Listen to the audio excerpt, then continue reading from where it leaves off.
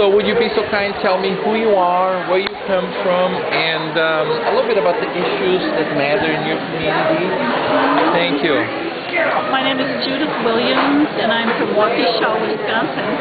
And we've had a Catholic worker in Waukesha, Wisconsin for 13 years. And we have a very strong prison ministry, which is very dear to my heart.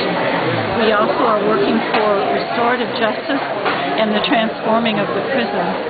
And we're having a lot of success with an alcohol treatment court right now. And our Catholic worker, along with other organizations and churches in town, were able to get the funding for this treatment court to continue. It was started out and it was federal funding, and in 3 years it ran out, and we were able to convince the county executive to go ahead and keep funding this court. We've had over 100 graduates, and just as Dorothy Day and Peter Morin wanted to do, they wanted to make a new society in the shell of the old. So we are actually doing this with our prison and that kind of work treatment instead of prison, and we are transforming the prison system. So this is your main focus, the prison? The prison is one of our main focuses. We also are a little bit different. We are a 501c3 organization, and I didn't like that, but the people that came to form it with me in the beginning were a lawyer and a doctor and an insurance salesman, and they were very worldly, and they really wanted this, and I said I won't block it. But to tell you the truth, I think that's one of the big reasons why we are still in existence, because we have these marvelous supporters who think a little differently than I do. And there's a lot to be said for accepting people who are very different. We're under the zoning board in Waukesha, and we're in a neighborhood, and they said you have to be real specific about the people you want to help. So we help people with medical needs. They come to us from the behavioral health unit at the local hospital, and also at an internationally known hospital called Rogers in Oconomowoc. So we have people with very serious eating disorders with... So you do hospitality? Yes, we do hospitality for people. And then we have a man currently at the house who has obsessive-compulsive disorder, and one of the things he does is take showers for 40 minutes.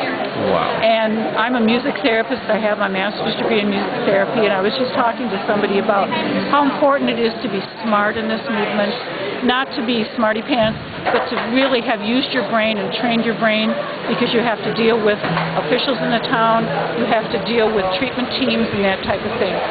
So they explained to me that they couldn't work on the issue of the showers right now with Brian. They had to work with other things for him before he could stop taking these showers. And they said, he'll pay your water bill.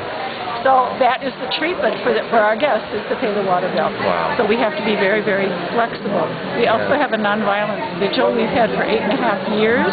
We've been out there for a long time, and it's a beautiful group of people. And I also have been part of the School of the Americas movement, and in 1998 I crossed the line and spent 6 months in prison, in a federal prison in Pekin, Illinois. And it was a very transformative experience. And yet when people say to me, you did it for us, I need to say to them, you have to do it for yourself, because the call to service is within the individual, and God calls us on a very individual basis. Great, wonderful. On a more personal level, how many years have you been involved with the worker, and what led you there? What pulled you in? Well, I'm 71 years old, and I was pulled in way back when I had kids, and I was working for the McGovern presidency, which did not succeed during the Vietnam years. And I wanted to do civil disobedience at that time, although I knew nothing about the Catholic worker or anything like that. I was just appalled at the war-making here in this country. But I had little children, and I didn't want to go to jail at that point because they needed me. And then I was teaching at a college in Minnesota called St. Teresa, teaching music therapy, and I thought, I'm teaching a health profession, and yet my students are subjected to the nuclear madness, and I need to be out there and involved.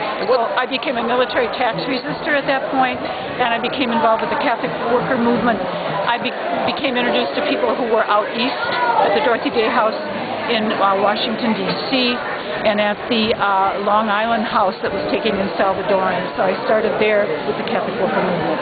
Thank you so much, Judy. You are Appreciate welcome. it very well. Thank you. Very